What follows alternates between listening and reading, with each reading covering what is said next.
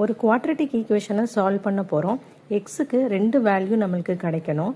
So 3x² minus 5x plus 1 equal to 0ன்னு கொடுத்துருக்காங்க. First கான்ஸ்டன்ட்டையும் x² கோஎஃபிஷியன்ட்டையும் multiply பண்ணால் 1 into 3 கிடைக்கும். So ரெண்டே ஃபேக்டரைஸ் பண்ணணும். ஃபேக்டரைஸ் பண்ணும்போது 1 into 3 3, பட் ரெண்டே ஆட் பண்ணால் -5 வரணும். ஸோ அது நம்மளுக்கு வராது. ஸோ நம்ம ஃபார்முலா யூஸ் பண்ணணும்.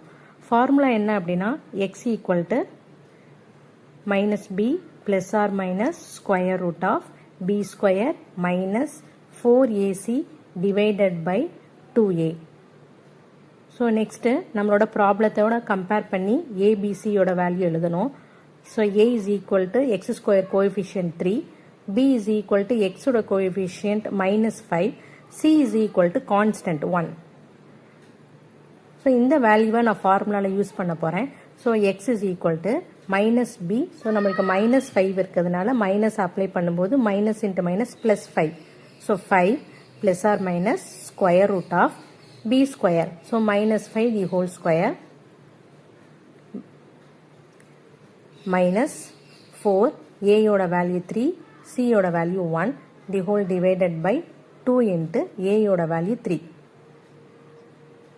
Next is equal to 5 plus or minus square root of minus square பண்ண plus ஆயிரும், 5 square பண்ண 25 minus 4 into 3 12, the whole divided by 2 into 3 6. So next is equal 5 plus or minus square root of 13, 25 minus 12 13 divided by 6. So இதுக்கு மேல இதை simplify பண்ண முடியாது. இதுதான் x ஓட வேல்யூ.